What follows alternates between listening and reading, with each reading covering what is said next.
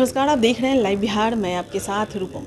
अभी मैं चुनाव आयोग के कंट्रोल रूम में पहुंच चुकी हूं और आपको पता ही है कि जैसा कि बिहार में दो जगह उपचुनाव हो रहे हैं। आज उनकी वोटिंग हो रही है और आपको बताना चाहूँगी कि गोपालगंज और मोकामा ये दोनों जगह वोटिंग हो रही है और मैं कंट्रोल रूम में पटना में हूँ। कंट्रोल रूम का मैं आपको दिखाना चाहूँगी कि यहाँ से ही सारे दोनों जगह पे निगरानी की जा रही है। अगर मैं आपको बात करूँ 9 बजे तक की कि 9 बजे तक जो हमारे पास खबर आई है उसके अनुसार मैं आपको बताना चाहूँगी कि लगभग मोकामा में 11 से 11.5% तक वहाँ पर वोटिंग हो चुकी है और गोपालगंज में 9 से 10% तक वहाँ पर वोटिंग हो चुकी है।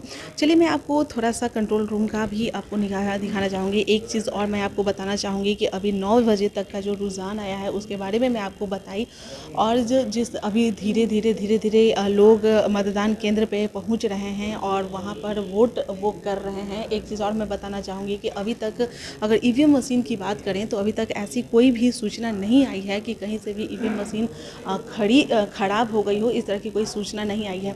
चलिए मैं मोकामा की तरफ आपको एक बार ध्यान केंद्रित करना चाहूँगी कि मोकामा में दो बाहुबली यानी कि अनंत सिंह की पत्नी और आपके ललन सिंह की पत्नी अनंत सिंह की पत्नी जो कि नीलम देवी, ललन सिंह की पत्नी जो कि सोनम देवी है, वो दोनों वहाँ पर से कैंडिडेट खड़ी हैं और बीजेपी इस बार पहली बार वहाँ पे इतने दिनों के बाद पहली बार वहाँ पर अपनी कैंडिडेट खड़ा कर रही है। तो जाहिर सी बात है दो बाहुबलियों में टकराव हो रहा है और जिस तरह से अभी तक का जो रुझान आया है उसमें मैं आपको बताना चाहूँगी कि जो 11% का अभी तक का जो रुझान आया है उसमें नीलम देवी अभी आगे बढ़ रही हैं। और गोपालगंज की अगर हम बात करें तो गोपालगंज के बारे में मैं आपको बताना चाहूँगी कि वहाँ पर त्रिकोणीय समीकरण बन रहा है। आरजेडी, बीजेपी और जो आपके साधु यादव की जो पत्नी है उनका भी अभी तक ये यहाँ पर सामने आ रहा है कि उनका भी रुझान सामने आ रहा है। एक चीज़ और मैं आपको बताना चाहूँगी कि गोपालगंज में जिस तरह से लोग ये कहते नज़र आ रहे थे कि सुभाष सिंह जो कि बीजेपी से थे, उनके मरने के बाद जो उनकी पत्नी वहाँ पर से खड़ी हुई थी, तो जाहिर सी बात है सिंपैथी वोट उनको मिलेगा। लेकिन अभी तक ऐसा कुछ भी सामने नहीं आ रहा है कि सिंपैथी वोट उनको मिलेगा। लेकिन हाँ, एक चीज़ और है कि साधु यादव के वहाँ पे खड़ा होने से जो फ़ायदा हो रहा है वो आरजेडी को वहाँ पे बहुत ही फ़ायदा हो रहा है। यानी कि आरजेडी और साधु यादव अभी टक्कर में आ रहे हैं।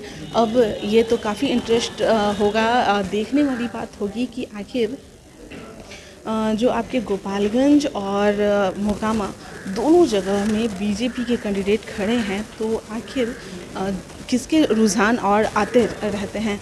धीरे धीरे टाइम जिस तरह से होते जाएगा हमारे पास रुझान जो है वह आएगा। जैसे ही कुछ और भी अपडेट आते हैं हम आपको पहुंचाते हैं।